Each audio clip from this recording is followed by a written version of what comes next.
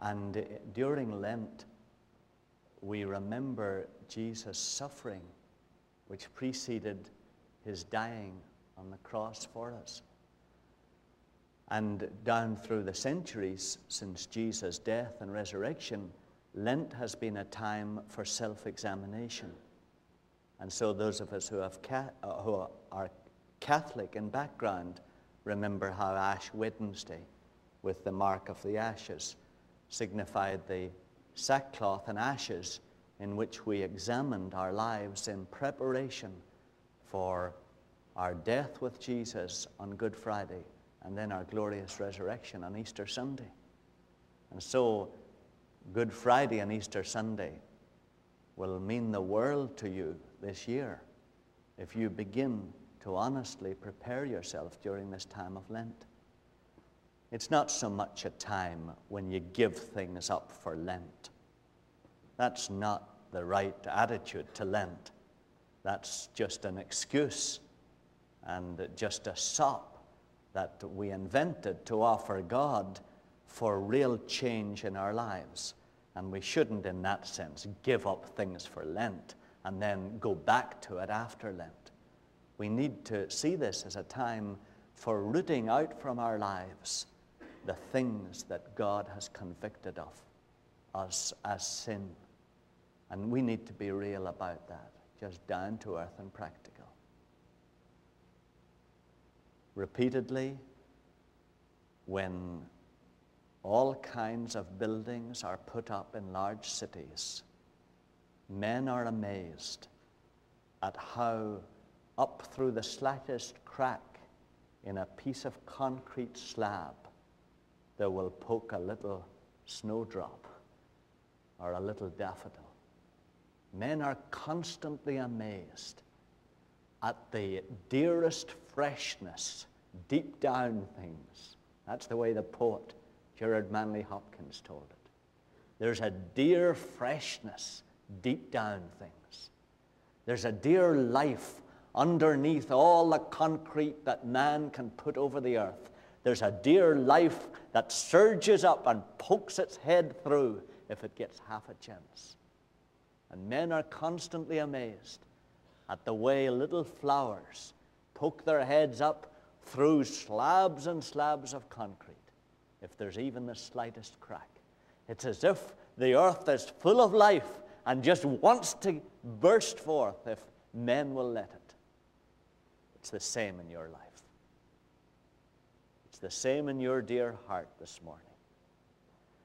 God has put you into his Son Jesus, and there is springing up within you a Jesus life and a beauty of God's life that will spring up if you'll give it half a chance. If you'll just give it half a chance, it's there surging within you. It'll burst out. The fragrance of Jesus will burst out in you in hope and joy and delight if you'll give it half a chance. That's the truth.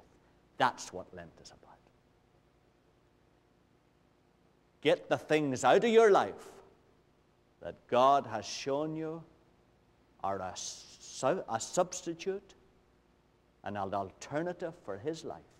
Get them out of your life, and his life will spring up within you. Get the lust out of your life, and the beauty of God's pure love will begin to pour forth from you. Get the anger out of your life, and the beauty of his gentleness and his patience will begin to lift out through you. That's what it is. I don't know if you realize, but in spite of all our medical research, most surgery is cutting away the bad stuff to give the good stuff a chance to grow. That's it. There are some exceptions, but most surgery is cutting away the bad stuff so that the good stuff will grow. In other words, the only hope of man being healed is the power of healthy, living life that God has put in every physical body. And that's the life that he's put in your heart and your spirit. That's why he has told us that our primary contribution to Him changing our lives is simply breaking up old, hardened concrete that has settled in any area of our lives. One prophet put it this way. He said, break up your fallow ground so that the Lord can come and rain righteousness upon you. And fallow ground is ground that has been trodden over again and again and again and left without anything growing in it. And so it's kind of dead and solid, and it's been plonked down like that and flattened and pressed down. And all you have to do to get some flowers growing there, to get some crops growing there, is to break up that fallow ground. And that's what is involved in a time of repentance. Don't see it, as a time of negativism. It's a time of positive breaking up fallow ground, fallow areas in your own life where you've become blind and dead, and therefore where God's life has ceased to spring. You break it up, God will make it spring up. That's it. One dear man that was used in America mightily in this kind of revival experience was Finney. He just listed some areas of sin that you might want to look at and I might want to look at this morning. I really think I should just read them slowly. And you should listen to the Holy Spirit, and if He speaks to you about any of these, you should, during our time together in prayer, just put them away from you. Repent of them. God said if you confess your sins, He's faithful and just to forgive you your sins and to cleanse you from all unrighteousness. You should just do that. Just agree with God. This is a sin in my life, Lord. I'm going to repent of it. I'm going to put it away now. I know this is what caused Jesus to go to the cross. I'm going to put it far from me now, so that when I take this wine and this bread, the life of Jesus will spring up within me. And that's what will happen, loved ones, if you do that. Break up your fallow ground, and God will take care of bringing forth the fruit. Ingratitude. Want of love to God. Neglect of the Bible. Unbelief. Neglect of prayer. Neglect of the means of grace. Want of love for souls. Want of care for the heathen. Neglect of family duties.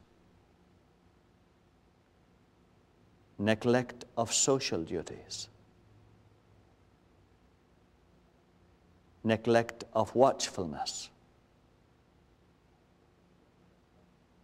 Neglect of watchfulness over your own life.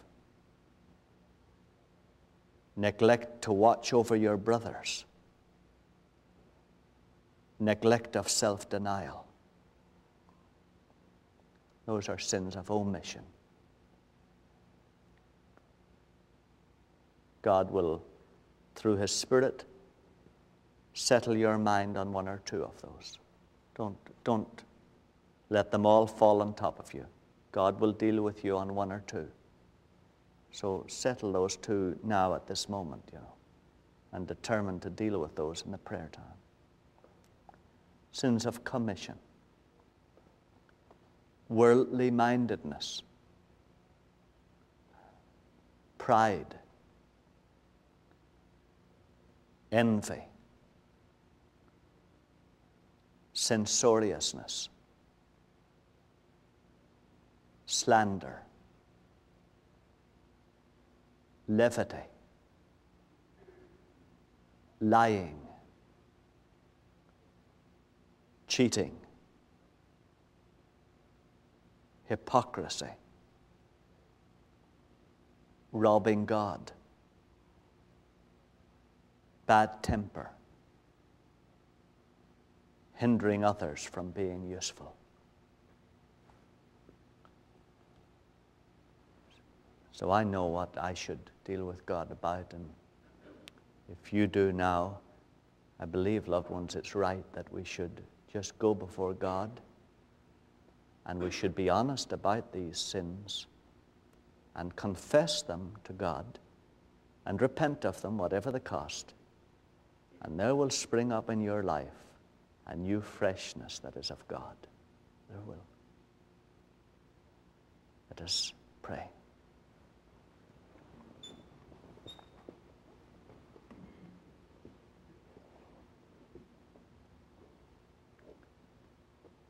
Dear Father, we thank you for your patience with us over these years. And now as we come to this holy season of Lent, when we remember the beginning of your Son's dark journey to Calvary for us, Father, we would engage ourselves in solemn and holy self-examination so that our Savior Jesus will not have died in vain for us. As we face you, Lord Jesus, we would be honest now about any sins in our lives. And in these sacred moments, we would now confess them to you.